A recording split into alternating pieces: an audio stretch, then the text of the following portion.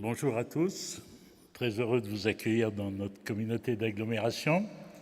Cette communauté d'agglomération Grenoble-Alpes Métropole représente aujourd'hui 400 000 habitants et regroupe 27 communes de notre agglomération qui ont délégué un certain nombre de compétences à cette communauté d'agglomération, l'économie, les transports, l'assainissement, la collecte, l'environnement et bien d'autres.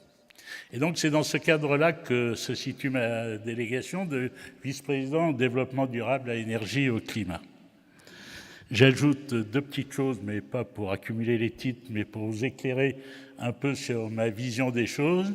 C'est que je suis également président de la surveillance de la qualité de l'air sur cette agglomération et président de l'agence locale de l'énergie qui résout les problèmes énergétiques et notamment les conseils aux particuliers, aux entreprises et aux bailleurs.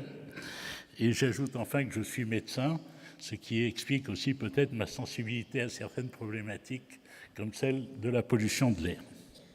Alors je voudrais être dans ces 9 minutes qui sont courtes assez pragmatique et vous expliquer un peu ce qui vient de vous être dit à travers l'expérience que nous en avons ici dans une métropole qui a été très innovante depuis le début, puisque nous avons été la première métropole française à avoir un plan climat en 2005. Ce plan climat dessinait des grands objectifs stratégiques en matière d'énergie et également en matière d'énergie renouvelable, reprenant les classiques 3x20 des années 2020 et la réduction du facteur 4 en 2050. Mais il fallait trouver un moyen de sortir de la rhétorique qui consiste à manipuler les chiffres et à faire des projections sur l'avenir, en essayant de mettre en place un plan d'action tout à fait particulier qui permette à la fois de mettre en place un certain nombre pratiquement de processus qui permettent ces réductions et d'autre part qui permettent de les évaluer. C'est ce que nous avons fait dès 2005. Alors je vais être assez bref sur le plan lui-même pour revenir au problème de la ville et de l'aménagement qui me semble quand même le cœur du débat ici et du développement durable. Donc un plan ambitieux qui a commencé en 2005 et qui a 3 grands volets. Un premier volet, c'est celui des compétences de notre agglomération. Donc, par exemple, le logement, les transports. Et donc, depuis 30 ans, nous avons une politique très ambitieuse de transport en commun, 300 km de pistes cyclables aujourd'hui, développement des modes doux, développement des plateformes multimodales. Et en 10 ans, nous avons, à Paris, la dernière enquête ménage, montré une augmentation quand même d'utilisation du vélo de 33% sur notre agglomération, une baisse de 10% de l'utilisation de la voiture et une augmentation de 15% des transports en commun. Ça, c'est une enquête qui est faite tous les 10 ans et qui permet de mesurer ses effets. Nous avons également fait des actions dans d'autres domaines de compétences, comme le logement, où nous sommes partis sur une des plus vastes opérations de réhabilitation à la fois du logement public et du logement privé, en prenant comme cible les bâtiments les plus énergivores des années 45 à 75, sur lesquels nous avons lancé un grand programme de réhabilitation avec tout un soutien sur lequel je ne vais pas m'étendre, mais qui aboutit au fait d'essayer de réduire par 3, voire 4, les dépenses énergétiques de ces bâtiments. Ceci concerne 5000 bâtiments du secteur public et 5000 bâtiments du secteur privé. Vous voyez que quelquefois, on est aussi dans la parité dans ce genre d'objectifs. Donc là, ça correspondait à un objectif très net qui donc permet de réduire de manière sensible nos gaz à effet de serre sur cette agglomération. Nous avons aussi développé dans l'assainissement, dans la collecte, un certain nombre de choses, je ne vais pas m'y étendre, mais tout ça c'est le plan des compétences de la métro. Deuxième plan qui est plus ambitieux encore, c'est que justement, pour répondre à votre question, la dynamique d'un territoire n'est pas celle uniquement des compétences des élus. Les bâtiments des publics représentent 5% de l'ensemble des bâtiments de l'agglomération.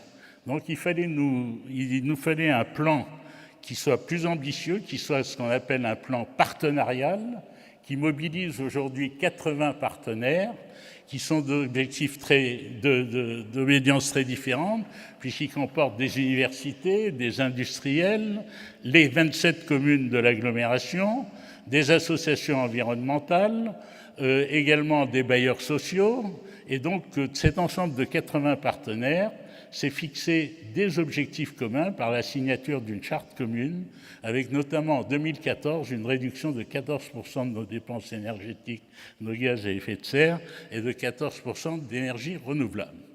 Pour mettre en place ce plan partenarial, nous avons mis à disposition, nous, collectivités, et ça fait partie des outils qui sont de notre responsabilité, deux choses très très importantes. Premièrement, un observatoire des gaz à effet de serre et des dépenses énergétiques sur notre agglomération qui a été créé en 2005, notamment par l'Agence de l'air et l'Agence locale de l'énergie, avec un modèle assez complexe de modélisation et de consommation en direct qui nous permet aujourd'hui d'apprécier année par année l'évolution de nos gaz à effet de serre et de nos consommations énergétiques. Sur les 3 dernières années, une baisse de 7,5%, tout à fait bien identifiée au niveau de nos mesures. Donc ça permet aux partenaires aussi du territoire de se rendre compte des efforts que nous accomplissons en commun. L'évaluation se fait selon une mode commune et nous avons donc tout un système par nos outils de l'Agence locale d'énergie pour aider ces partenaires à nous fournir les données, à faire une évaluation commune sur le même modèle de toutes nos dépenses et de toutes nos émissions.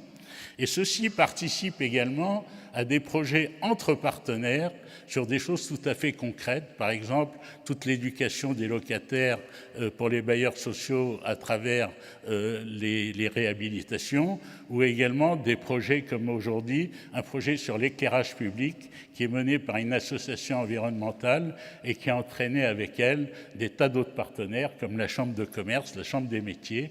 Et c'est une des choses qui me paraît intéressante aussi, c'est qu'étant d'horizons différents, ayant des objectifs différents, nous arrivons à nous retrouver, pour reprendre un peu ce qu'a dit M. Novarina au début, sur l'effet du développement local, l'appropriation de notre territoire par l'ensemble des partenaires qui se sentent concernés pour un effort commun. Il s'agit pour nous, à travers ce plan partenarial, de diffuser cette culture environnementale le plus largement possible, puisque derrière les industriels, ce sera les salariés, c'est les discussions sur les plans de déplacement d'entreprise, sur les déplacements, sur les emballages, sur les récupérations. Donc c'est cette culture environnementale qui se développe à partir de ce plan partenarial. Et nous venons d'entamer le 3e volet de ce plan climat qui est encore plus important et le plus difficile probablement, qui est la démarche grand public, notamment en direction des jeunes et des publics à précarité énergétique, en situation de précarité énergétique. Et donc ça, c'est un travail qui commence depuis 1 an et demi, que nous sommes en train de mettre en place progressivement. Voilà donc ce plan climat qui, dans ce cadre-là, a permis 2 choses très très importantes sur lesquelles je voudrais insister. Premièrement, à l'intérieur des institutions, un développement de la transversalité, car il était impossible de travailler dans le seul secteur environnemental et très vite nous avons ressenti la nécessité de travailler en transversal avec le logement, avec l'économique, etc. Et dans l'administration française, ce n'est pas une chose si courante et si facile à mettre en évidence avec nos anciennes verticalités. Ce qui fait que concrètement, ça aboutit à un travail commun à l'intérieur de notre agglomération, notamment entre les différentes compétences et les différents services. Le logement et l'environnement ont beaucoup travaillé sur la réhabilitation.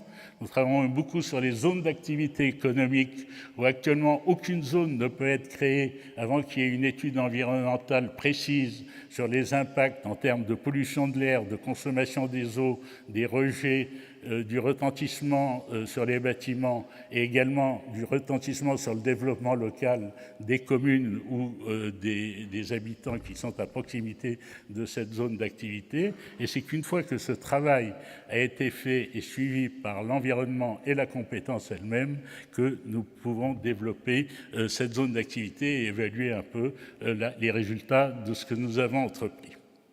Alors voilà, j'en ai fini sur ce plan climat. Je voudrais très vite arriver à l'urbanisme parce que très vite, nous nous sommes rendus compte au bout de 5 ans, et c'est notre ancienneté dans cette préoccupation qui a abouti à ça, que nous arrivions à des mesures assez ponctuelles, quelquefois contradictoires. Par exemple, nous voulons développer les énergies renouvelables et le bois, mais en même temps, le bois a un effet qui est délétère, c'est qu'il pollue la qualité de l'air, notamment par les particules qu'il émet. Et donc, il fallait avoir un message cohérent et correct, d'une part, et d'autre part, l'ensemble des mesures, et c'est pour ça que nous avons pris l'objectif 2014 intermédiaire, montrer qu'au début, très vite, on peut faire des économies, mais que plus on avance et plus ces économies, les niches d'économies sont difficiles, et il faut vraiment un travail de fourmi et d'analyse très précise, qui a donné lieu, notamment dans les communes, à une analyse très précise dans tous les services, de toutes les niches potentielles d'économie possibles, avec une planification à terme, des investissements à moyen et à long terme pour essayer d'aller dans ce sens. Et très vite, nous nous sommes rendus compte que les problèmes de pollution de l'air, par exemple, ou les problèmes de dépenses énergétiques étaient totalement dépendants, évidemment, des problèmes de mobilité, mais également de l'aménagement de notre ville, de notre agglomération, telle qu'elle a été faite. Par exemple, la répartition des services publics induit des déplacements très très importants.